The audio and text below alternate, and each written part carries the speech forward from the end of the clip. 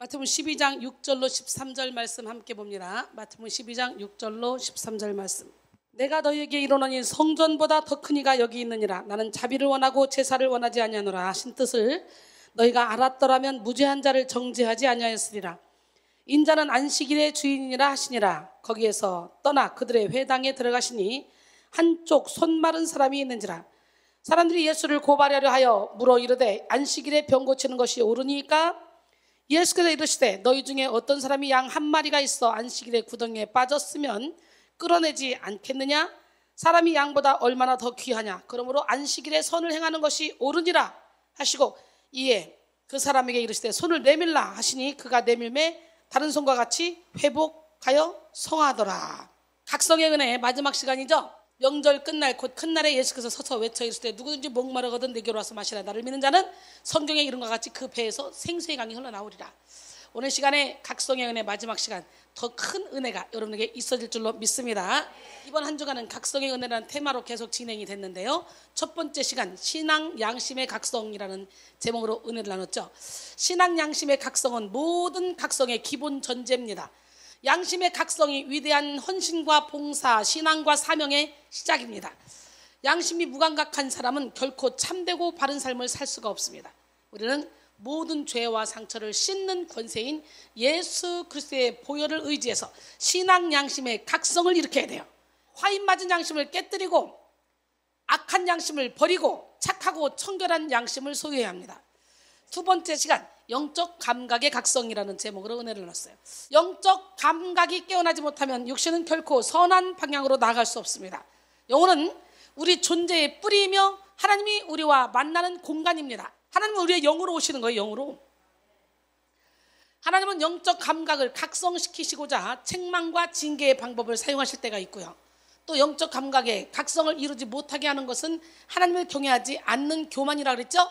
또 영적 감각의 각성은 나도 모르게 굳어진 불의함을 깨뜨리는 것이라 그랬어요. 뜨거운 회개와 영적 감각의 회복을 위한 기도를 함으로 삶의 좋은 것으로 충만하게 채우시는 하나님을 만나는 시간이 되길 원합니다. 세 번째 시간은 자기 인식의 각성이라는 제목으로 은혜를 나눴어요. 나를 알아야 돼요. 나를.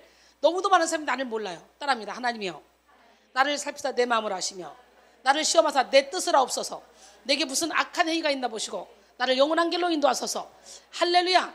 오늘 말씀의 거울에 비춰서 나 자신을 볼 수 있는 영의 눈이 열려야 사도 바울처럼 전에 율법을 깨닫지 못했을 때는 내가 살았더니 계명의 이름에 죄는 살아나고 난 죽었다. 그리고 자기 안에 있는 죄의 법과 싸우는데 자기 힘으로 이길 수 없어 탄식하는 것을 우리가 로마서 7장에서 볼 수가 있습니다. 철저히 자기에 대해서 절망하니까 오직 예수만 의지하게 되죠. 그래서 로마서 8장으로 가서는 뭐라고 말합니까? 그러므로 이제 그리스도 예수 안에 있는 자에게는 결코 정죄함이 없나니 이는 그리스도 예수 안에 있는 생명의 성령의 법이 죄와 사망의 법에서 너를 해방하였습니다. 그러니까 결론은 뭡니까? 말씀의 빛을 깨닫기 전에는 내가 살았어. 내가 내 의로 살았어. 근데 말씀의 빛을 깨닫고 나니까 자기 인식의 각성이 생겨버린 거야. 자기를 볼 수 있는 눈이 열려버린 거야. 그래서 회개하게 되는 거고 깨지게 되는 거고 부서지게 되는 거예요. 그러다 보니까 하나님이 이 안에 주인 돼서 하나님의 빛을 발해서 선한 영향력을 가지고 세상을 변화시키는 그런 사람이 된 거죠. 우리도 그렇게 되야 될 줄 믿습니다. 성령의 조명을 받아 자기 인식의 각성을 이룬 사람은 어둠의 일을 철저히 버립니다. 우리가 버려야 될 어둠의 일의 본질은 뭐냐? 자아를 주장하는 일인데요.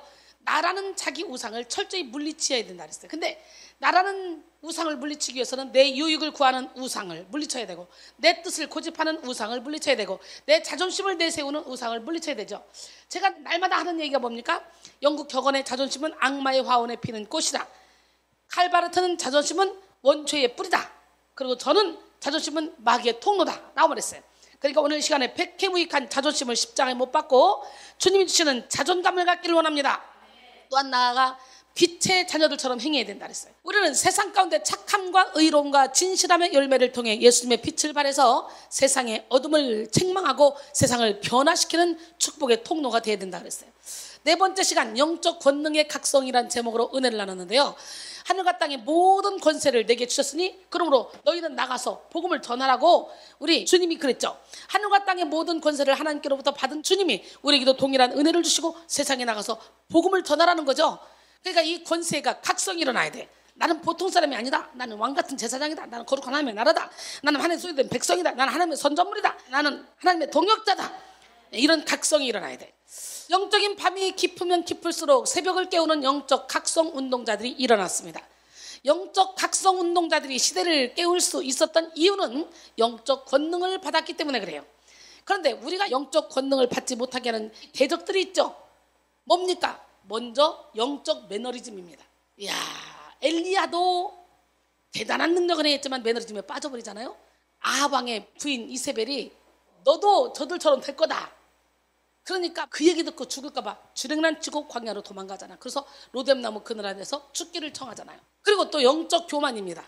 이야, 다윗을 보세요. 다윗을 항상 전쟁은 여호와께 속한 것이다. 그리고 골리앗도 이긴 다윗. 그래서 출정 때마다 가면 항상 이겼어. 근데 이제 교만해진 거예요. 그러다 보니까 출정 때 부하들만 보내고 자기는 자빠져 자는 거예요.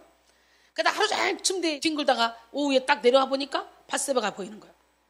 밧세바 보험하고 임신하고 간접살인하고 또 다 왕들이 출전할 때 자기는 또 있다가 갑자기 여기서 인구조사 하라는 막 감동이 오는 거예요. 사단이가 충동질 시키는 거예요. 그것도 하나님이 사용한 거예요. 이스라엘 백성들이 교만하고 다윗이 교만해지니까. 그래가지고 하나님의 마음에 합했던 사람들도 그렇게 인구조사해서 3일 만에 7만 명이 죽는 역사 일어나잖아. 전염병으로 인해서. 그러니까 우리는 섰다 생각할 때 넘어질까 조심해야 돼. 할렐루야. 이렇게 영적 권능을 받고 큰 일을 행했어도 시시때때로 우는 사자처럼 들여다니며 삼킬 자를 찾는 악한 영이 이런 거장들도 순간적으로 넘어뜨리더라 이거지. 그러나 의인처럼 7번 넘어질지라도 다시 일어나려니와 악인은 재앙으로 말미암아 엎드러진다. 의인은 하나님이 이렇게 세운다는 거예요. 할렐루야. 이들은 다시 일어나 세워서 역사적으로 길이길이 이름을 남기고 있죠. 우리는 이 어둠의 권세, 어둠의 세력에 속지 않고 깨어있기 위해서 성령의 권능을 받아야 된다 그랬어요. 우리가 이 권능을 받게 될 때 복음을 들고 주님이 명령하신 곳에 가게 됩니다. 예수님의 제자를 양성시키는 일에 동참하게 됩니다. 이웃을 사랑하는 일에 앞장서게 됩니다. 우리는 영적 권능을 받아서 주님이 주신 사명을 감당하기 원합니다. 5번째 시간, 영적 교제의 각성이라는 제목으로 은혜를 나눴어요. 우리는 하나님과 교제가 돼야 되고 이웃과 교제가 돼야 돼. 하나님 사랑, 이웃 사랑이 실천돼야 돼. 참된 영적 교제의 유익은 은혜의 수단이 되고요. 거울의 역할을 하고요. 잠재 능력을 자극한다 그랬어요. 오늘 본문의 초대교회 성도들은 참된 영적 교제의 모범을 보였다 그랬죠. 그래서 영적 교제가 각성된 자들의 삶은 내 것에 대한 집착 없이 자발적으로 자신이 가진 것을 흘려보내고 또 자신의 삶의 터전까지도 이웃을 위해 열어두었고 그리스도인의 정체성을 확실히 하여 모든 사람에게 칭송받는 삶을 살았다고 어저께 말씀드렸어요. 우리는 영적 교제의 각성을 통해 하나님과 교제를 회복하시고 이웃과의 교제를 회복하고 그리고 그 교제를 통해 예수 그리스도의 사랑의 너비와 길이와 높이와 깊이가 어떠함을 깨달아 사랑으로 충만해져서 그 사랑을 전달하는 사랑 능력자들이 되셔서 많은 영혼을 주님께로 인도해야 됩니다. 할렐루야. 오늘은 각성의 은혜 테마 마지막 시간 뭐라고요? 신앙 본질의 각성이라는 제목으로 은혜를 나누기를 원해요. 역사적으로 볼 때 영적 거장은 대개 어둠의 때, 절망의 때에 일어났습니다. 코로나19로 인해 영육 간의 위기에 처한 바로 지금이 다른 어느 때보다도 영적으로 각성해야 될 때입니다. 안타깝게도 현재 기독교의 위상은 말할 수 없이 하락하고 있으며 그리스도인은 세상에 지탄을 받고 있는 상황입니다. 그럼에도 불구하고 우리가 기억해야 할 것은 예수 그리스도만이 이 땅의 유일한 소망이라는 사실이에요. 따라서 우리 그리스도인들은 더욱더 깨어 회개하며 이 시대를 향한 주님의 뜻을 분별해야 합니다. 하나님은 우리 한 사람 한 사람을 주님의 빛으로 주님의 소망으로 부르셨습니다. 우리는 이 부르심의 사명을 위해 더 강력한 성령의 능력으로 영적 각성을 이루어야 합니다. 레오나르도 다빈치가 몇 년 동안 고생해 완성한 최후의 만찬을 공개하기 위해 지인들을 초청했습니다.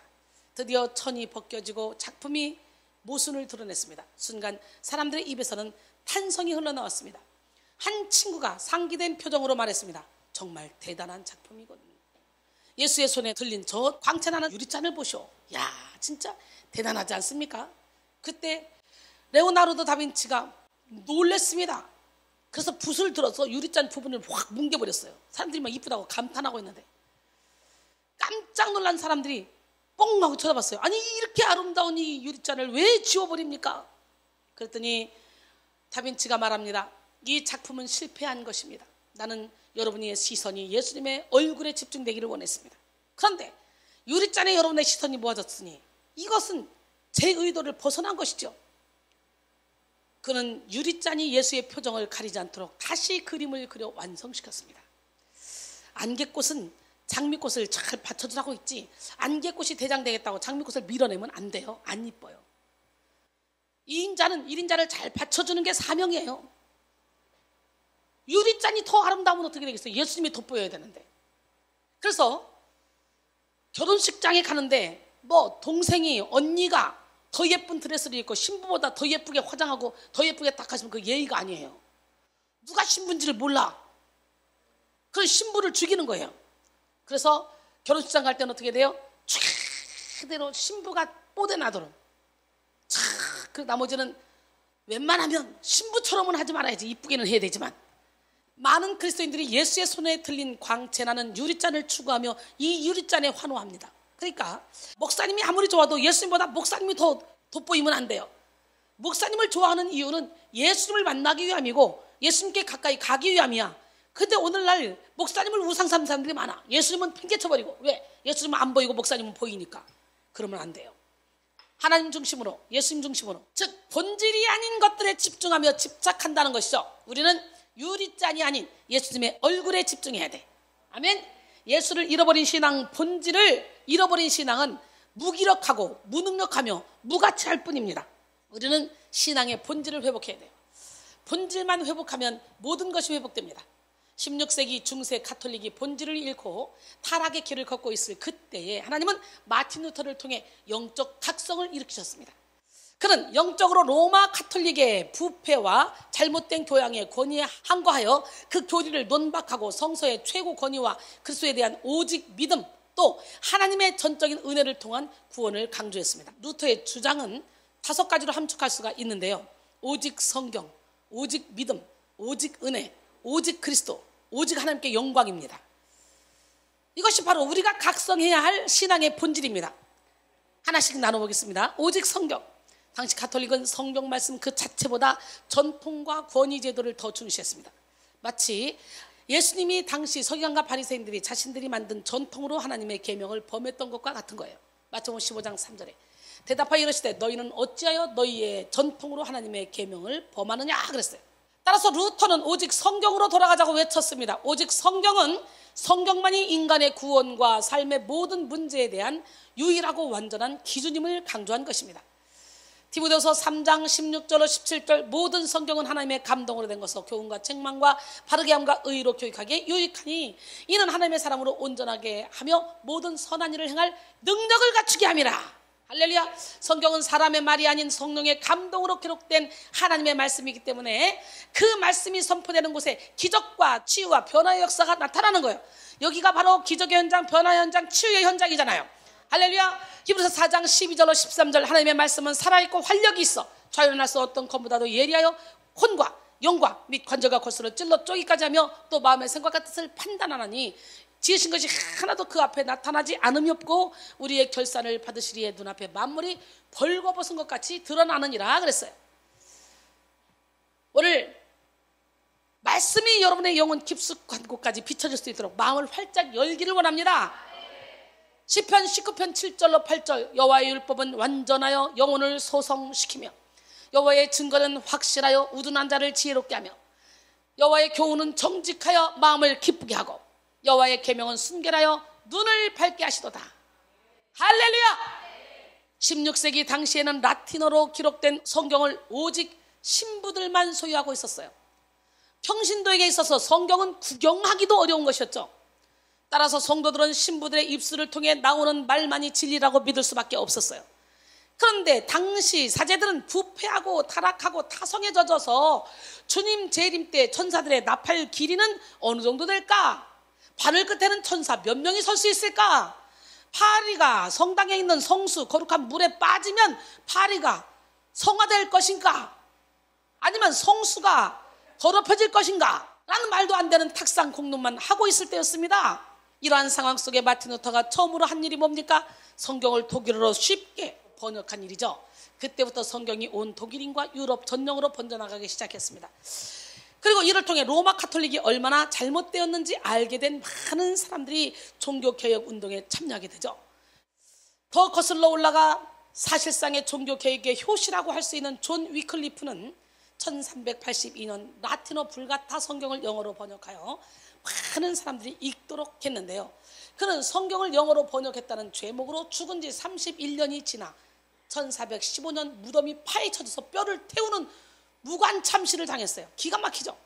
우리가 읽고 있는 성경은 이런 선조들의 목숨을 건 헌신으로 이루어진 것입니다.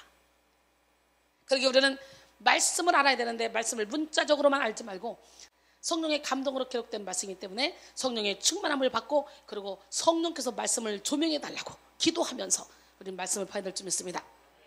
날마다 말씀을 가까이 하며 그 속에 살아계시는 하나님의 역사를 경험하고 하나님의 사랑을 경험하고 하나님의 은혜를 경험하시는 우리 모두가 되기를 원합니다. 그 다음에 오직 믿음. 당시 로마 가톨릭은 자신의 업적이나 공로로 구원받는다고 생각했어요. 그러나 루터는 하나님께서 주시는 구원과 영생의 은혜는 오직 믿음으로만 받는다 그랬어요. 그가 이처럼 오직 믿음을 외치게 된 배경이 있습니다. 마틴 루터는 늘 고해성사를 해도 마음속에 죄의식을 느끼며 양심의 가책을 느꼈어요. 아무리 찾아가도 마음의 평화가 없었습니다. 그래서 당시에는 죄의식을 극복하고자 고행을 하는 자들도 참 많이 있었죠. 금식을 한다거나 자신을 학대하는 행위를 하기도 했습니다. 그 중에 어떤 사람은 예수님은 십자가에 달려 죽으셨는데 나는 편안하게 침대에서 잘 수 있나? 라는 마음으로 일생 동안 나무 위에서 먹고 자기도 했습니다. 또한 라테란의 성 요한 배성당에 있는 스칼라 산타라는 계단을 입맞추며 무릎으로 기어오르는 수도사들이 많았는데요. 이 계단은 28계단으로 예수님이 빌라도 앞에서 재판을 받을 때 밟으며 올라갔던 것으로 전해집니다. 4세기에 성지순례를 갔던 콘스탄티노스 1세의 어머니인 헬레나가 이걸 예루살렘에서 로마로 옮겨와 라테라노 궁전에 갖다 놨어요. 수도사들은 이 계단을 무릎으로 오르며 피를 흘리는 고행을 했습니다. 그 피로 자신들의 죄가 씻음을 받는다고 생각했던 것이죠. 마틴 루터도 이 계단마다 입을 맞추면서 28계단을 다 올라갔으나 그의 마음에는 아무런 평안이 없었다고 합니다. 계단을 다 오르고 루터는 이게 도대체 무슨 소용이 있단 말이야 라고 중얼거렸다 그래요. 그리고 성령의 음성을 듣게 됩니다. 바로 이 말씀이에요. 로마서 1장 17절에 복음에는 하나님의 의가 나타나서 믿음으로 믿음에 이르게 하나니 기록된 바 오직 의인은 믿음으로 말미암아 살리람과 같으니라. 내 의와 내 노력이 아닌 오직 믿음으로 구원받는다는 이 신앙의 본질을 붙잡는 우리 모두가 되길 원합니다. 그리고 오직 그리스도. 여러분, 다른 이로서는 구원을 받을 수 없나니 천하 사람 중에 구원받을 만한 다른 이름을 우리에게 주신 일이 없음이라 하였더라. 사도행전 4장 12절에 말씀하셔요. 또한 요한복음 14장 6절에 보니까 내가 곧 길이요 진리요 생명이니 나로 말미암지 않고는 아버지께로 올 자가 없느니라 그랬어요. 요즘 종교다원주의는 어떤 종교를 믿든 결국은 다 간다 막 그러면서 거기에 막 휩쓸려가고 있잖아요. 신앙의 본질을 한마디로 표현하자면 오직 예수입니다. 예수 그리스도는 인류의 유일한 구원자십니다. 설교 잘해서 황금의 입이라는 별명을 가진 교부가 있습니다. 크리소스톰. 어느 날 로마 황제가 불러 내가 예수를 믿어도 좋지만 오직 예수만이 구원이라는 얘기는 하지 말라 이렇게 말했어요. 그때 크리소스톰은 그 얘기를 하지 않으면 나는 할 말이 없습니다 라고 대답했습니다. 황제는 내 명령을 거절한다면 너는 감옥에 들어갈 수밖에 없다 라고 했고 크리소스톰은 나는 감옥에 100번을 가더라도 이 복음을 포기할 수 없습니다 라고 했습니다. 근데 오늘날 종교다원주의자들은 어때요? 그저 그냥 불교를 믿든 뭐 무당을 하든 뭐 이슬람이든 뭐든 세계 평화라는 이름 하에 예수를 일반 신격화한 그 사람들하고 동일하게 딱 만들어 놓잖아요. 하나님이 신 예수님. 기가 막히잖아요. 초대교회가 영향력이 있었던 이유는 바로 이처럼 신앙의 본질 예수 그리스도만을 외치는 자들이 있었기 때문이에요. 이들은 많은 재물을 가지고 있거나 지식이 많은 자들이 아니었지만 오직 복음만을 믿고 복음 외에는 할 말이 없는 자들이었어요. 빌립보 1장 20절로 21절 나의 간절한 기대와 소망을 따라 아무 일이든지 부끄러워하지 아니하고 지금도 전과 같이 온전히 담대하여 살든지 죽든지 내 몸에서 그리스도가 존귀하게 되게 하려 하나니 이는 내게 사는 것이 그리스도니 죽는 것도 유익함이라 그랬어요. 나는 죽고 오직 예수로만 살아가는 우리 모두가 되기를 바랍니다. 네 번째 오직 은혜. 로마 가톨릭은 자기 의로 구원을 받는다고 생각을 했습니다. 앞에서도 말씀드렸듯이 자기의 노력으로 죄사함을 받고 용서를 받는다고 생각했죠. 그러나 루터는 구원은 전적인 하나님의 은혜로 받는 것이라고 외쳤습니다. 에베소 2장 8절로 9절, 너희는 그 은혜에 의하여 믿음으로 말미암아 구원을 받았으니 이것은 너희에게서 난 것이 아니요 하나님의 선물이라. 행위에서 난 것이 아니니 이는 누구든지 자랑하지 못하게 함이라 그랬어요. 구원의 시작과 완성은 하나님이십니다. 하나님께서 우리에게 주신 최고의 선물은 예수 그리스도의 십자가입니다. 우리는 예수님의 십자가를 통해 하나님과 화목하게 되었습니다. 에베소 2장 16절, 또 십자가로 이 둘을 한 몸으로 하나님과 화목하게 하려 하십니다. 원수된 것을 십자가로 소멸하시고, 그 다음에 다섯 번째, 오직 하나님께 영광. 고린도전서 10장 31절에 그런즉 너희가 먹든지 마시든지 무엇을 하든지 다 하나님의 영광을 위하여 하라 그랬어요. 중세 로마 가톨릭 시대에는 하나님의 영광에 대해 말했으나 사실상 그 영광의 실체를 깨닫지 못했어요. 오히려 인간 선행에 의한 칭의 교리와 인간 교황을 중심한 교권주의 야욕으로 하나님의 영광을 도둑질했습니다. 이때 종교 개혁가들은 오직 하나님께 영광을 외쳤던 것이죠. 루터는 하나님이 그 안에 거하시고 사시는 사람의 선행은 오직 하나님께 찬송과 영예를 바치고 하나님께 모든 것을 돌리기 위해서만 도움이 될 뿐이다 라고 했습니다. 칼빈도 우리가 선택받은 것뿐 아니라 우리가 존재하는 목적 그 자체도 오직 하나님의 영광을 위한 것이다 라고 주장했어요. 루터를 비롯한 종교 개혁가들이 외쳤던 오직 성경, 오직 믿음, 오직 그리스도, 오직 은혜, 오직 하나님께 영광, 이 다섯 가지 신앙의 본질의 각성을 이루는 우리 모두가 되기를 바랍니다. 오늘 본문은 신앙의 본질 그 자체가 되시는 예수님이 이 땅에 오셔서 영적 개혁을 이루시는 모습 중 한 장면입니다. 최고의 영적 각성 운동가로 오신 예수님은 그 발걸음마다 비본질을 폭로하시고 본질을 나타내셨습니다. 당시 가장 존경받는 신앙이었던 바리새인들은 사실 비본질에 사로잡힌 영적 맹인들이었어요. 이들의 실체를 밝히 아셨던 예수님은 이들의 위선을 책망하셨습니다. 마태복음 23장 23절로 28절 보니까 화 있을진저, 외식하는 서기관들과 바리새인들이요, 너희가 박하와 회양과 근처의 11조는 드리되, 그러니까 아주 자질구레한 야채의 11조까지 다 드렸다는 거예요. 그렇게 열심을 냈다는 거예요. 그런데 율법에 더 중요한 바 정의와 긍휼과 믿음은 버렸도다. 이게 더 중요하잖아. 정의와 긍휼과 믿음. 그러나 이것도 행하고 저것도 버리지 말아야 할지니라. 그러니까 11조도 내고 이 정의와 긍휼과 믿음도 버리지 말라는 거예요. 맹인된 인도자여, 하루살이는 걸러내고 낙타는 삼키는도다. 화 있을진저, 외식하는 서기관들과 바리새인들여, 잔과 대접의 것은 깨끗이 하되 그 안에는 탐욕과 방탕으로 가득하게 하는도다. 눈먼 바리새인여, 너는 먼저 안을 깨끗이 하라. 그리하면 겉도 깨끗하리라. 화 있을진저, 외식하는 서기관들과 바리새인들여, 회칠한 무덤 같으니 겉으로는 아름답게 보이나 그 안에는 죽은 사람의 뼈와 모든 더러운 것이 가득하도다. 이와 같이 너희도 겉으로는 사람에게 옳게 보이되 안으로는 외식과 불법이 가득하도다. 그리고 33절에 보니까 뱀들아, 독사의 새끼들아, 너희가 어떻게 지옥의 판결을 피하겠느냐 그랬어요.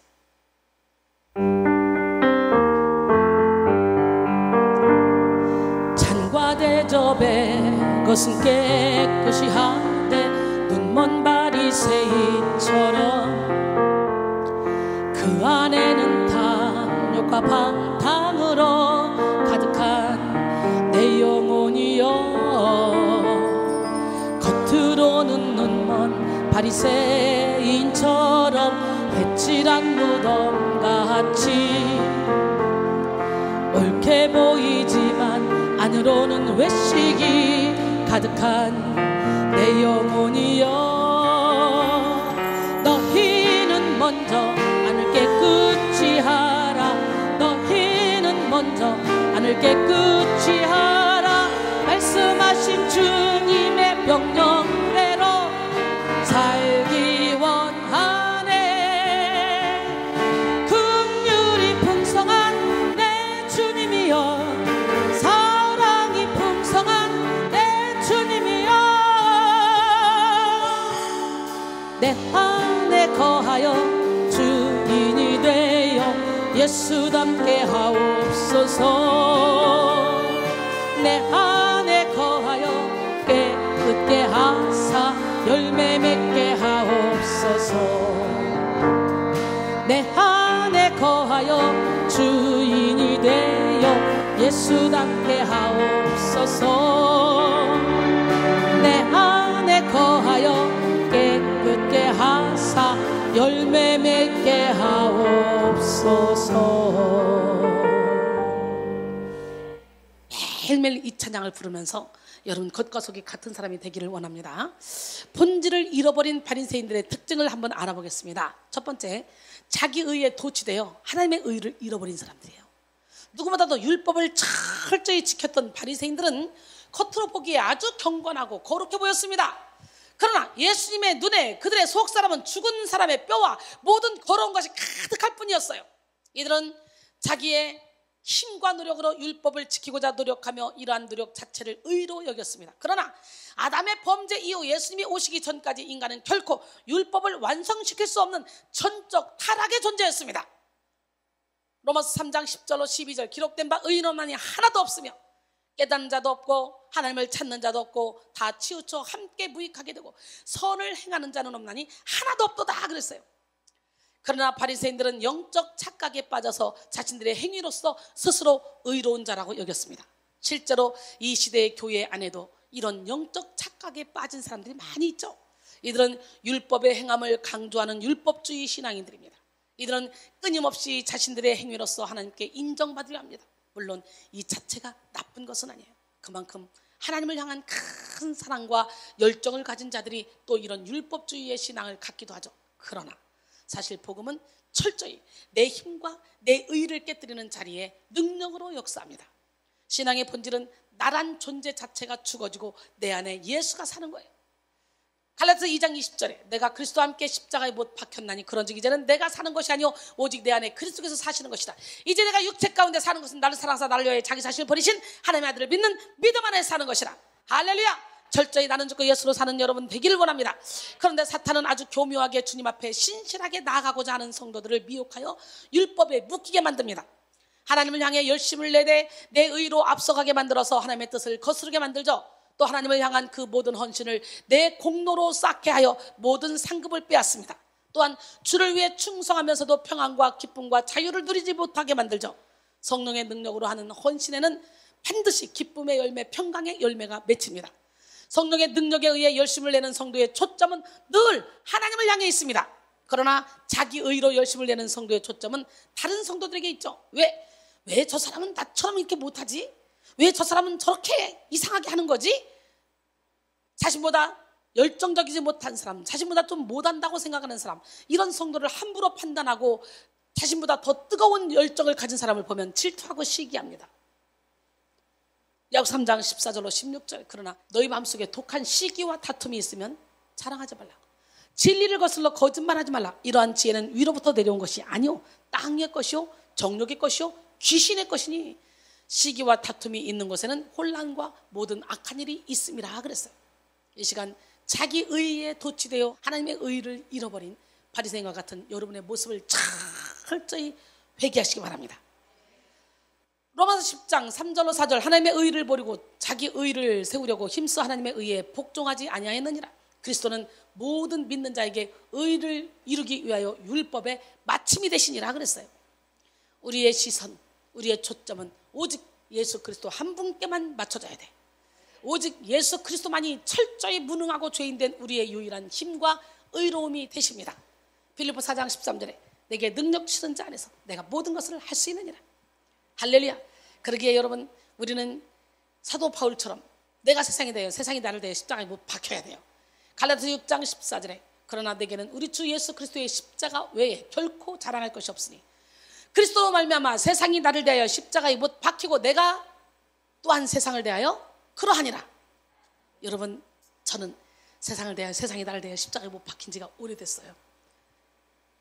저는 24시간 사무실입니다. 그것이 어디든지 식당이라도 갖다 놓고 컴퓨터를 갖다 놓고 거기서 설교 준비하면서 밥을 먹고 샤워실 가도 집에서 샤워할 때는 욕조에 물 담가 놓고 거기다 컴퓨터를 갖다 놓고 거기서 물속에서도 설교 준비하고 자동차 안에서 계속 설교 준비하고 잠도 그냥 너무 피곤해서 자야 되겠다 이렇게 설교 준비하다가 이렇게 잠자다가 또 눈 뜨고 또 설교 준비하고 하죠. 24시간 항상 깨어 있어요. 우리는 약하고 부족하지만 철저히 내가 죽고 예수를 주인 삼을 때 그 예수님이 우리 안에서 율법을 완성시켜 주십니다. 왜냐하면 율법의 완성은 사랑이잖아요. 사랑, 예수님의 사랑의 너비와 길이와 높이와 깊이를 깨달아봐. 그러면 예수님이 나를 주관하시고 나를 강권하시고 예수님이 나를 인도하시는데 어떻게 내가 이웃사랑을 실천하지 않고 하나님 사랑을 실천하지 않을 수가 있겠어. 오히려 죄를 짓는 것이 더 무섭지, 더 힘들지. 이런 단계까지 올라갈 정도로 우리는 신의 성품에 참여해야 돼. 장성한 분량에 이르는 믿음을 가져야 돼. 단단한 음식을 먹을 수 있는 그런 장성한 분량의 믿음을 갖는 우리 모두가 되기를 원합니다. 또한 형식주의에 빠져서 하나님과의 교제를 잃어버렸어요. 사람이 살아가는데 형식이란 것은 매우 중요하죠. 형식이란 내용을 담는 그릇이기에 이 또한 간과할 수 없는 것입니다. 그런데 내용보다 형식, 즉 본질보다 비본질에 지나치게 치우치는 것이 문제라는 거예요. 바리새인들은요, 형식주의의 대표자들입니다. 이들은 당대의 매우 적극적인 신앙인이자 영적 지도자였습니다. 그러나 안타깝게도 그들의 신앙은 형식에 지나치게 치우쳐 있었기 때문에 예수님을 알아보지 못했어요. 예수님은 공생의 사역의 모든 순간 하나님의 빛을 나타내셨습니다. 때로는 설교를 통해 또 병자들을 치료하시는 모습을 통해 때로 도무지 이해할 수 없는 행동을 보이시며 사람들로 하여금 복음의 본질을 가르쳐 주셨습니다. 오늘 본문에서 예수님은 의도적으로 안식일을 범하시는 행동을 보이셔요. 이는 바리새인들에게 전혀 이해되지 못할 모습이었어요. 아주 틀을 깨버리는 거지. 예수님은 이러한 행동을 통해 안식일의 본질을 깨우셨습니다. 그러나 이들은 끝까지 본질을 가르치시는 예수님의 메시지를 못 깨달았어요. 뭐 1장 5절에 빛이 어둠에 빛이 돼 어둠이 깨닫지 못하더라. 9절로 10절 보니까 참빛 곧 세상에 와서 각 사람에게 비추는 빛이 있었나니 그가 세상에 계셨으며 세상은 그로 말미암아 지음바 되었을 때 세상이 그를 알지 못하였고 그랬어요. 바리새인들은 누구보다 경건한 모습과 거룩한 말로 하나님을 섬겼지만 안타깝게도 그 마음은 하나님께 상달되지 못했습니다. 마가복음 7장 6절에 이르시되 이사야가 너희 외식하는 자에 대하여 잘 예언하였도다 기록하였을 때 이 백성이 입술로는 나를 공경하되 마음은 내게서 멀도다. 외식하는 자에 해당하는 히포크리테스는 속마음과 다르게 표정과 태도를 꾸미는 자, 즉 겉과 속이 다른 위선자를 의미합니다. 이 단어는 고전 헬러 문헌에서 배우, 연기자를 가리키기도 했죠. 즉 바리새인들은 마치 관중 앞에서 연기하는 배우처럼 사람에게 인정받기 위해 진정성이 없는 행위로 가득했다는 것입니다. 예수님이 이처럼 위선적인 이들의 중심을 너무나 잘 알고 계셨습니다. 마가복음 7장 7절에 사람의 계명으로 교훈을 삼아 가르치니 나를 헛되이 경배하는도다 하였느니라. 그래서 헛되이로 번역된 부사 마태는 열매가 없이 유익이 없이 생각이 없이 라는 뜻이에요. 그러니까 이들은 생각 없이 하나님을 경배했어요. 의미 없이 열매 없이 유익 없이 향방 없이 한 거예요. 향방 없이. 오늘날도 그런 사람 많죠. 즉 바리새인들의 모든 수고는 결국 하나님과 상관없는 것으로 어떠한 일에도 열매 맺지 못하게 되었다는 것이죠. 하나님이 진정으로 원하시는 것은 우리의 마음입니다. 잠언 16장 2절에 사람의 행위가 자기 보기에는 모두 깨끗하여도 여호와는 심령을 감찰하시느니라. 마태복음 6장 19절 이하에 보니까 너희 보물을 땅에 쌓아두지 말라. 거기는 좀과 동록이 회하고 도둑이 구멍을 두고 도둑질하느니라. 오직 너희를 위하여 너희 보물을 하늘에 쌓아두라. 거기는 좀이나 동록이 회하지 못하고 도둑이 구멍을 뜨고 도둑질도 못하느니라. 내 보물이 있는 그곳에는 내 마음도 있느니라. 그러면서 이어서 하는 말이 뭔 줄 알아요? 하나님이 돈이 없어서 예물을 하늘에 쌓아두라는 게 아니고 우리의 마음 받기 위해서 쌓아두라는 거예요. 그리고 이어서 하는 말이 눈이 성하면 온몸이 밝을 것이나 눈이 어두면 그 어둠이 얼마나 더하겠느냐. 중간에 이 말씀을 껴요. 이게 뭐예요? 물질에 탐심이 있으면 영적으로도 눈이 멀어버린다는 거예요. 그래서 24절에 보니까 하나님과 재물 겸하여 섬길 수 없다. 우리는요 오직 예수, 하나님보다 더 사랑하는 모든 것은 다 우상. 그래서 하나님이 우리가 자꾸 물질이 없으면 세상에 살 수가 없잖아. 그래 물질을 좋아하니까 하나님이 아예 하나님과 물질을 동일선상에 놓고 하나님과 재물 겸하여 섬길 수 없다라고 말씀하시는 거예요. 오늘 이 시간에 여러분 물질관을 깨뜨리고 자존심을 내려놓고 하나님만을 주인 삼기를 원합니다. 형식주의에 빠진 신앙인들의 특징은 하나님과의 인격적인 교제와 관계를 등한시한다는 점이죠. 이들은 각종 공예배, 기도에 참석, 성경 통독, 전도, 봉사 등을 열심히 하며 스스로 만족해합니다. 그러나 정작 하나님과 친밀한 교제를 하지 못하고 주님의 뜻을 분별하지 못하죠. 겉으로 보기에 많은 일을 하고 공로를 쌓는 것보다 더 중요한 것은요 하나님의 마음을 아는 것입니다. 예수님이 마르다와 마리아 자매의 집에 초청되어 가신 날이 있었죠. 그때 마르다는 예수님을 위한 식사 준비로 해서 마음이 분주했습니다. 그런데 그때 동생 마리아는 차분하게 예수님 팔찌에 앉아서 그 말씀에 귀를 기울이고 있었어요. 마르다 입장에서는 마리아의 모습이 그저 천불이 났습니다. 속이 터져요. 나는 이렇게 바빠 죽겠는데 쟤는 왜 예수님하고 놀기만 하는 거야, 짜증나게. 누가복음 10장 40절 42절 마르다는 준비하는 일이 많아 마음이 분주한지라 예수께 나아가 이르되 주여 내 동생이 나 혼자 일하게 되는 것을 생각하지 아니하나이까? 그를 명하사 나를 도와주라 하소서. 그러니까 주께서 대답하여 이르시되 마르다야 마르다야 내가 많은 일로 염려하고 근심하나 몇 가지만 하든지 혹은 한 가지만이라도 족하니라. 마리아는 이 좋은 편을 택하였으니 빼앗기지 아니하리라 하시니라 그랬어요.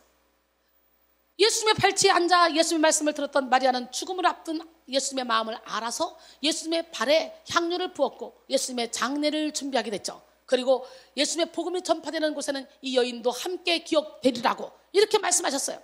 마태복음 26장 13절에 내가 진실로 너희에게 이르노니 온 천하에 어디서든지 이 복음이 전파되는 곳에서는 이 여자가 행한 일도 말하여 그를 기억하리라 하시니라. 할렐루야. 초청은 마르다가 있지만 축복은 마리아가 받았네. 언뜻 보면 마르다가 더 열심히 하는 거잖아요. 예수님 마시는 음식을 막 만들려고 바쁘니까. 마리아는 예수님의 말씀만 들어. 그런데요, 예수님의 말씀 앞에 서야 예수님의 뜻을 알게 되는 거지. 그런 것처럼 우리 교회도 우리 제자들이 제 발치에서 자꾸 내 뜻을 알려고 내 옆에 붙어있는 사람이 있는가 하면 어떤 사람은 독단적으로 나는 내가 할 일만 하면 돼. 그리고 저 아웃사이드에서 자기 할 일만 하는 사람이 있어요. 어떤 사람이 훨씬 더 칭찬을 받으며 어떤 사람이 훨씬 내 마음을 더 알며 어떤 사람에게 큰 일을 맡기겠습니까? 아무리 능력이 있어도 저 멀리서 아웃사이드에서 왔다 갔다 하는 사람들은 아무리 능력 있고 일을 잘해도 그 사람한테 큰 일을 맡길 수가 없어요. 불편해요. 그런 거 똑같은 거예요. 마르다처럼 열심히 일만 하는 것이 아니라 일을 하더라도 마리아처럼 하나님의 뜻을 알고 예수님의 마음을 알아서 예수님이 원하는 것을 해주는 게 그게 진짜지.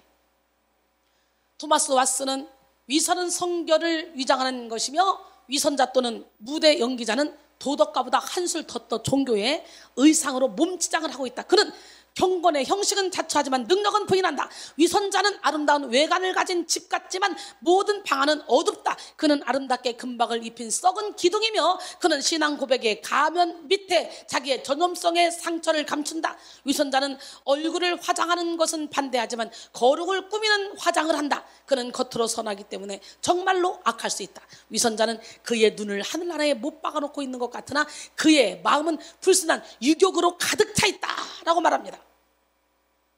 여러분은 위선자는 아닙니까? 하나님이 우리에게 가장 원하시는 것은 다른 어떤 것보다 우리가 주님과 친밀한 교제를 누리는 것입니다. 그래서 주님의 음성을 듣고 주님의 마음을 아는 것이죠. 요엘서 2장 13절에 너희는 옷을 찢지 말고 마음을 찢고 너희 하나님 여호와께로 돌아올지어다. 그는 은혜로우시며 자비로우시며 노하기를 더디하시며 인애가 크시사 뜻을 돌이켜 재앙을 내리지 아니하시나니. 할렐루야. 에레미야 4장 3절로 4절 여호와께서 유다와 예루살렘 사람에게 이와 같이 이르노라. 너희 묵은 땅을 갈고 가시던 불에 파종하지 말라. 유다인과 예루살렘 주민들아 너희는 스스로 할례를 향하여 너희 마음 가죽을 메고 나의 어깨 속하라. 그리하지 아니하면 너희 악행으로 말미암아 나의 분노가 풀같이 일어나 사르리니 그것을 끌 자가 없으리라 그랬어요. 세 번째, 영적 우월감에 사로잡혀 사랑을 잃어버렸어요. 신앙생활을 열심히 하는 자들이 빠지기 쉬운 함정 중 하나가 바로 영적 우월감에 빠지는 것이죠.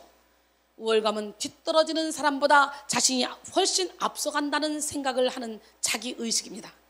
우월감에 사로잡힌 사람들은 사실 내면에 해결되지 못한 열등감을 가지고 있는 경우가 많죠. 어떤 사람이든 우월한 부분과 열등한 부분이 존재하기 마련입니다. 겸손한 사람은 자신이 가진 열등한 부분을 인정하고 하나님께 나갑니다. 그러나 교만한 사람은 스스로 가진 열등감을 인정하지 못해서 자신의 우월함에 집착하며 드러내기를 좋아합니다. 이 영적 우월감은 교만으로부터 나온 것인데요.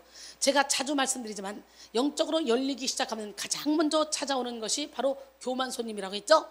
사단은 언제든 교만이라는 무기로 성도들을 무너뜨리기 위해 기회를 엿보고 있습니다. 따라서 우리는 영적으로 깊은 은혜를 경험할수록 더 낮아지고 죽어지기를 결단해야 돼요. 고린도전서 10장 12절에 그런즉 선줄로 생각하는 자는 넘어질까 조심하라 그랬죠. 부시넬은 교만은 작은 자들에게 주는 마귀의 선물이다. 깃발이 높을수록 요동이 강하고 탑이 높을수록 무너지기 쉽다라고 했어요. 헨리 스미스는 모든 죄가 다 악하지만 그 중에서도 가장 악한 죄는 교만이다. 왜냐하면 성냄, 방탕, 호색, 술 취함, 게으름 등의 죄는 하나님보다 자신을 대적하는 것이고 또 탕욕, 시기, 질투, 배은망덕 등의 죄도 하나님보다는 사람들에게 범하는 것이지만 교만은 하나님에게 대항하고 자신을 하나님과 동등하게 생각하는 죄를 범하는 것이기 때문이다 라고 했어요. 예수님이 보시기에 바리새인들은 가장 교만한 자들이었습니다. 이들은 영적 우월감에 사로잡혀 사람들을 판단하고 정죄하며 멸시했습니다. 바리새인의 기도하는 모습을 한번 보십시오. 누가복음 18장 11절로 12절 보니까 바리새인은 서서 따로 기도하여 이르되 하나님이여 나는 다른 사람들 곧 도색, 불의, 간음하는 자들과 같지 아니하고 이 세리와도 같지 아니함을 감사하나이다. 나는 일회에 2번씩 금식하고 또 소득의 11조를 드리니이다. 그랬어요. 자랑이지. 이게 기도입니까? 저 사람보다 내가 훨씬 낫습니다 이거지. 이들은 기도하는 모습부터 아주 교만합니다. 거룩한 자신들은 세리와 같은 자리에서 기도하는 것조차 용납할 수 없어서 따로 서서 기도했어요. 또한 자신들은 토색, 불의, 간음을 하는 자들과 같지 않다고 말하며 자기 의를 내세움과 동시에 그들을 정죄하고 판단하고 있습니다. 공생의 사역 가운데 예수님의 관심은 언제나 한 영혼에 있었잖아요. 어디를 가든지 예수님은 사랑으로 영혼들을 회복시키고 영혼들을 고치시고 영혼들을 구원하시기를 원하셨습니다. 누가복음 5장 32절에 보니까 내가 의인을 부르러 온 것이 아니오 죄인을 불러 회개시키러 왔노라. 할렐루야. 누가복음 19장 10절에 인자가 온 것은 잃어버린 자를 찾아 구원하려 함이니라 그랬어요. 그러나 바리새인들의 관심은 오직 자기 자신뿐이었죠. 내가 인정받고 내가 높아지고 나를 드러내는 일에만 관심이 있었어요. 따라서 사랑 그 자체로 이들을 찾아오신 예수님을 알아보지 못했던 것입니다. 사탄이 이 영적 우월감을 교묘하게 이용하여 우리 믿는 자들에게 어둠을 몰고 오는 경우를 하나 더 말하고자 하는데요. 바로 이단에 빠지게 한다는 거죠. 사탄은 우리만 하나님의 비밀한 계시를 풀 수 있다는 우월감을 갖게 만들어. 이거 사탄이 장난이에요. 우리만이 어딨어. 성경이 다 나와 있는데. 하나님 역사하시면 누구나 깨달을 수 있는 거지. 또 우리만 구원의 확신을 가지고 있다는 우월감 등으로 사람 속에 교만을 자극하여 어둠으로 몰고 갑니다. 그래서 소위 지식인이라는 사람들조차도 상식적으로 맞지 않는 이단에 쉽게 속아 넘어가는 것을 우리가 보잖아요. 우린 여기까지 본질을 잃어버린 바리새인들의 특징에 대해서 알아봤어요. 이제 오늘 본문 속에 예수님께서 가르치는 본질에 대해서 더 구체적으로 알아보기를 원합니다. 본문을 통해 예수님이 가르쳐주신 신앙의 본질은 안식일의 주인이 되시는 예수 그리스도입니다. 오늘 본문 6절 내가 너희에게 이르노니 성전보다 더 큰 이가 여기 있느니라. 당시 유대인들에게 성전은 살아계신 하나님을 상징하며 하나님이 머무시는 곳이라 믿었습니다. 그래서 성전에 금을 입히기도 하고 성전을 모독하는 사람을 극형에 처하기도 했습니다. 물론 성전을 사랑하며 소중히 여기는 건 아주 중요한 거예요. 그런데 성전의 주인이 그 자리에 머물지 않으면 성전을 아무리 아름답게 멋지게 꾸며도 무용지물이야. 성전이 중요한 이유는 그곳에 임재하시는 하나님 때문에 그래요. 근데 오늘 하나님은 없고 건물만 큰 교회들이 너무 많죠. 하나님이 임재하실 때에만 그 성전이 존귀한 의미를 지니는 거예요. 성전의 본질은 바로 성육신하신 예수님이셨습니다. 예수님은 오늘 본문 가운데 그 사실을 드러내시기 위해서 성전보다 더 큰 이가 여기 있다 라고 말씀하셨죠. 따라서 우리는 성전의 주인 되시며 성전보다 더 크신 예수 그리스도를 항상 중요하게 생각하고 그리스도 중심의 신앙생활을 해야 합니다. 예수님은 또한 더 직접적으로 자신을 드러내셨는데요. 오늘 본문 8절에 보니까 인자는 안식일의 주인이라 하시니라. 대놓고 예수님은 스스로 안식일의 주인이라고 말씀하셨어요. 이 말은 두 가지 의미를 지니는데요. 첫째, 예수님이 안식일의 창시자시며 주관자시라는 의미입니다. 이 말씀과 관련지어 연상할 수 있는 구약의 말씀이 있죠. 레위기 23장 3절 엿새 동안은 일할 것이요 일곱째 날은 쉴 안식일이니 성회의 날이라. 너희는 아무 일도 하지 말라. 이는 너희가 거주하는 각처에서 지킬 여호와의 안식일이니라 그랬어요. 이 말씀대로 안식일은 여호와 하나님께 속한 것입니다. 그런데 오늘 본문에서 예수님이 그 안식일의 소유권을 자신에게 귀속시키고 있는데요.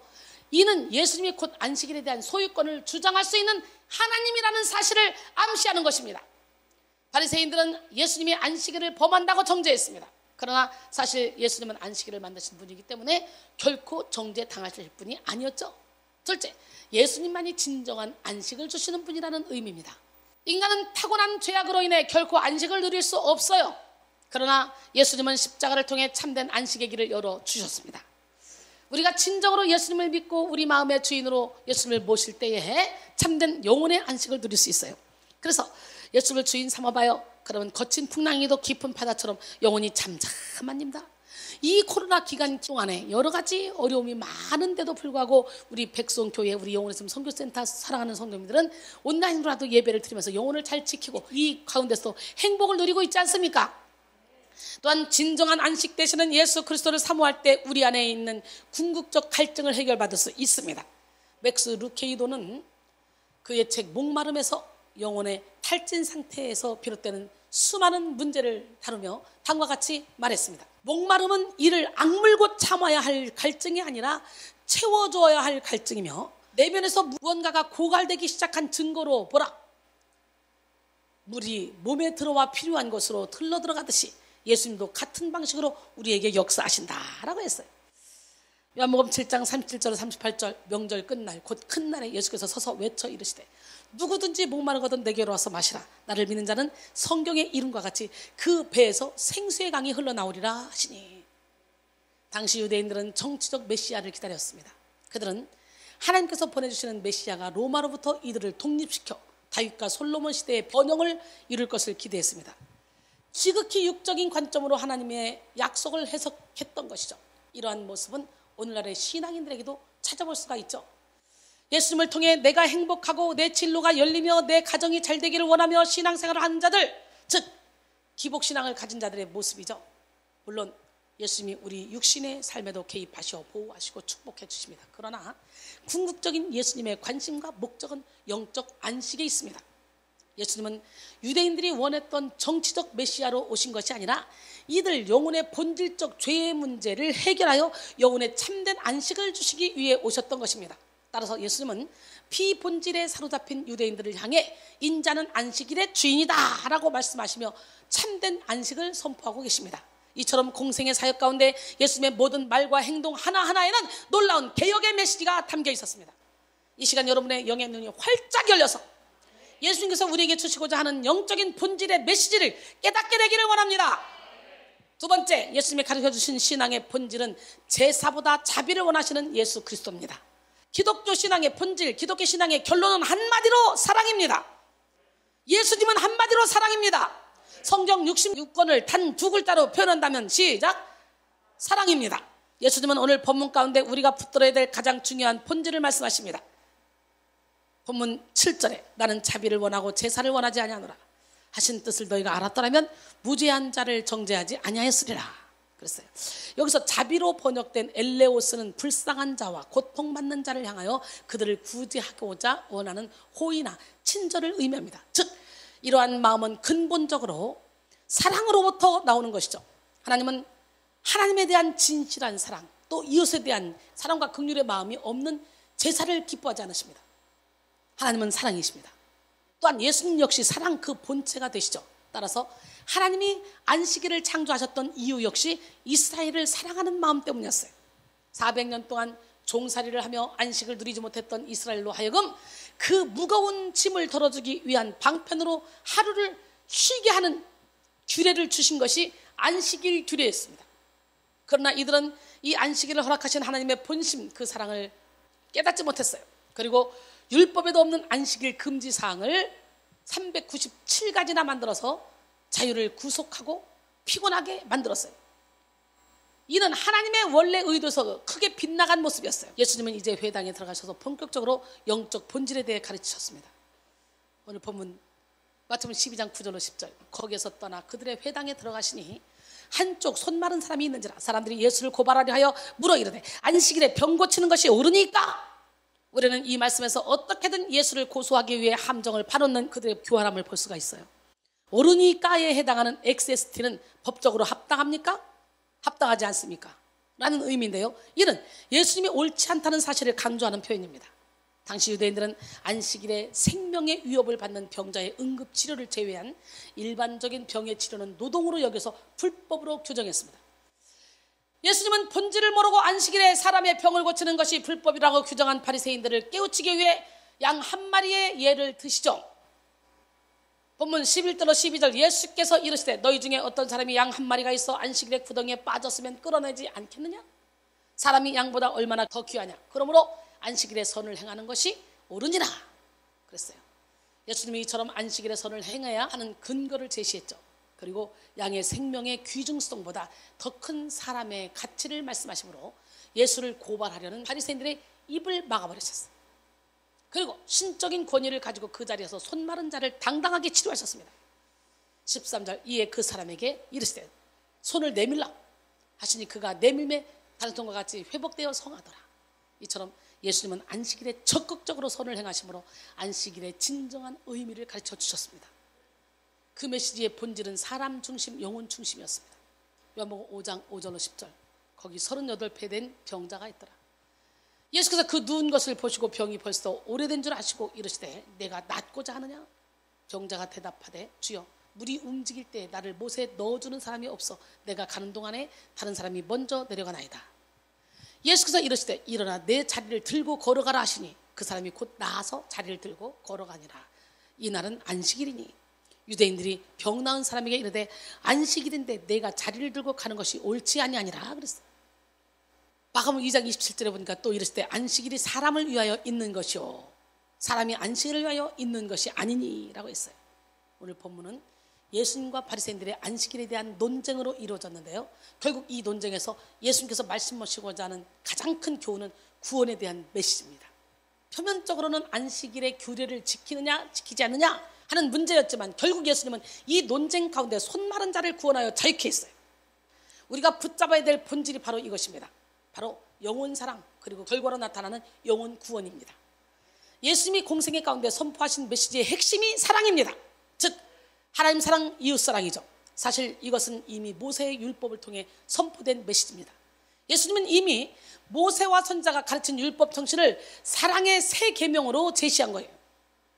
요한복음 13장 34절로 35절 새 계명을 너에게 주노니 서로 사랑하라. 내가 너희를 사랑한 것 같이 너희도 서로 사랑하라. 너희가 서로 사랑하면 이로써 모든 사람이 너희가 내 제자인 줄 알리라. 여러분, 하나님 우리를 어떻게 사랑했어? 예수님이 우리를 어떻게 사랑했어? 하나님은 독생자 아들을 십자가에 못 박기까지 사랑하셨고 또 예수님은 우리를 십자가에 못 박혀 피 흘려 죽기까지 사랑하셨잖아. 그 사랑으로 서로가 사랑해야 되는 거예요. 할렐루야. 즉 율법을 폐하신 것이 아니라 율법을 완성시키셨고 그 율법의 완성은 바로 사랑으로 이루어졌습니다. 마태복음 5장 17절 내가 율법이나 선지자를 폐하러 온 줄로 생각하지 말라. 폐하러 온 것이 아니오 완전하게 하려 함이라. 로마서 13장 10절에 사랑은 이웃에게 악을 행하지 아니하나니 그러므로 사랑은 율법의 완성이니라. 할렐루야. 구약의 율법을 완성시키는 것이 바로 사랑의 계명입니다. 우리의 힘과 노력으로는 결코 율법을 지킬 수 없고 완성시킬 수 없습니다. 그러나 사랑으로 오신 예수 그리스도 그분을 우리의 주인으로 모실 때 우리는 저절로 율법을 완성시키며 살 수 있게 됩니다.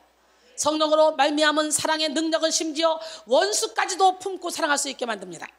오스왈드 챔버스는 그의 책 그리스도인의 정체성에서 자비함은 다른 사람을 대할 때 놀라울 정도로 친절한 것을 의미한다.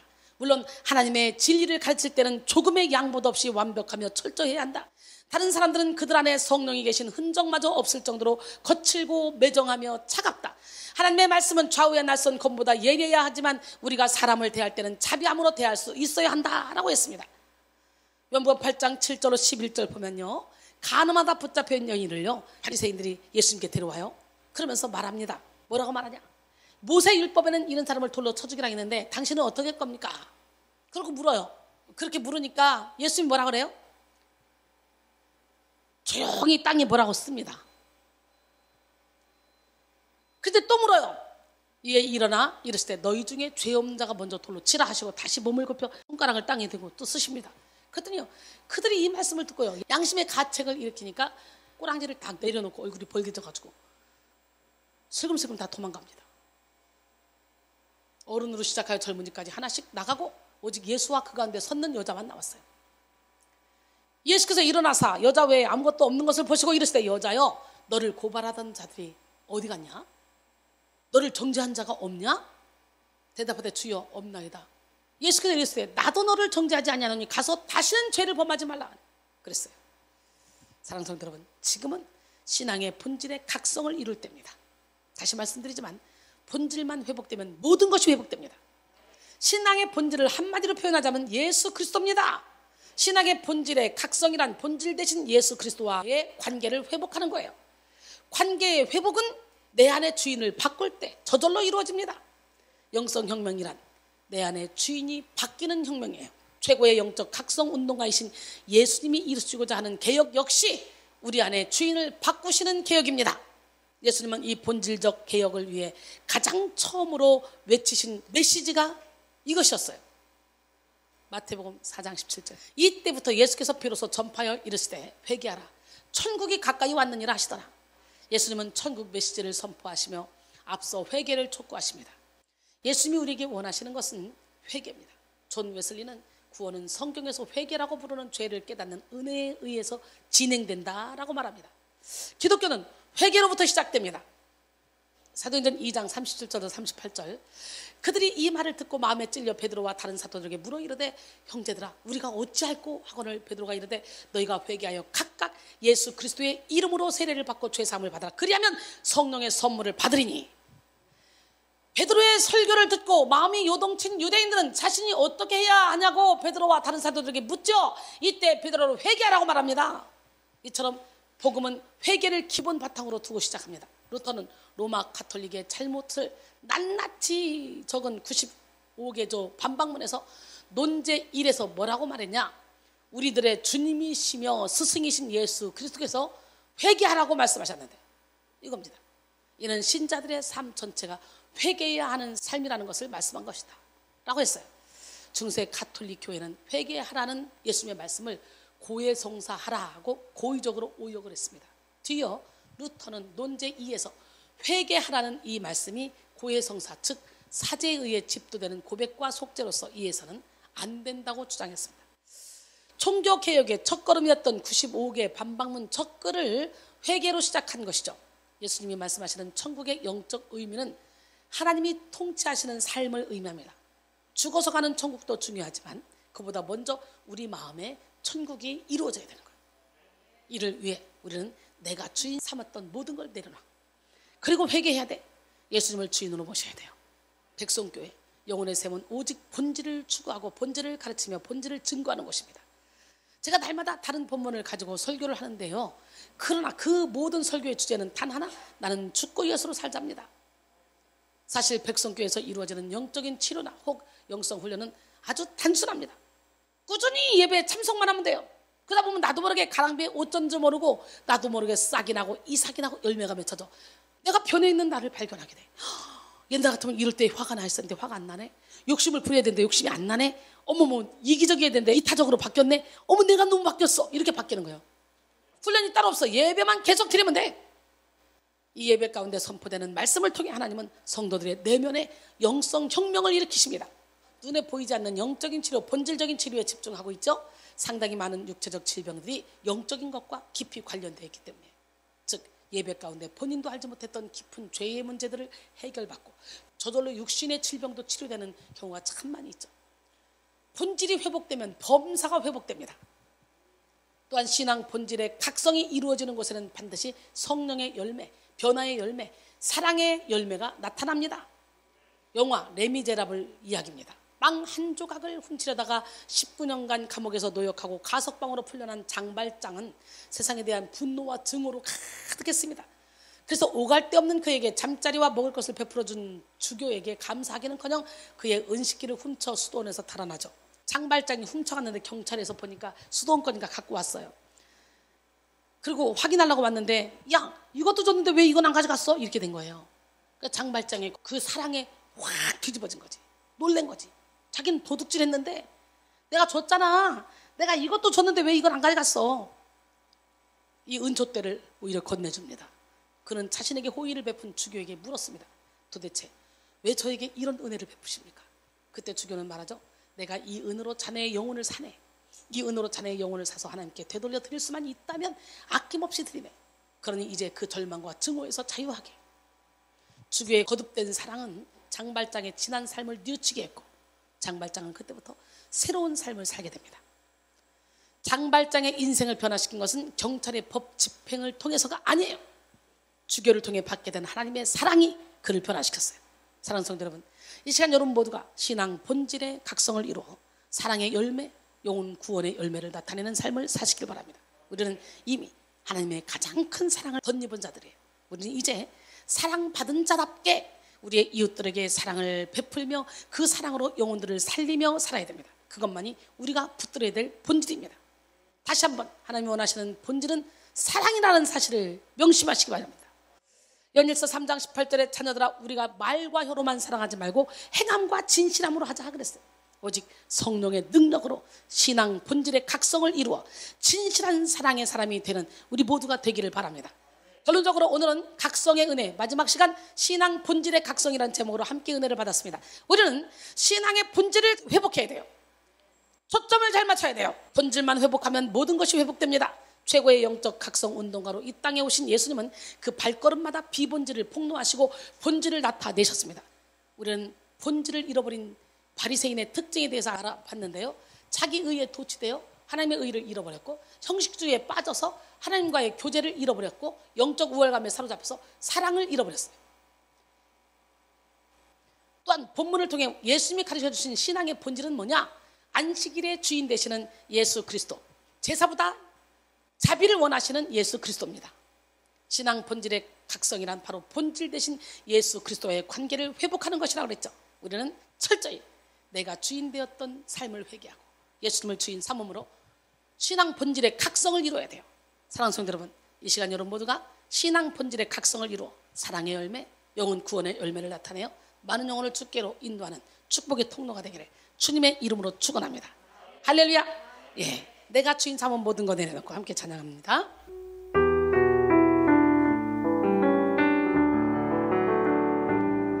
내가 주인 삼은 모든 것 내려놓고 내 주 되신 주 앞에 나가 내가 사랑했던 모든 것 내려놓고 주님만 사랑해. 내가 주인 삼은 모든 것 내려놓고 내 주 되신 주 앞에 나가 내가 사랑했던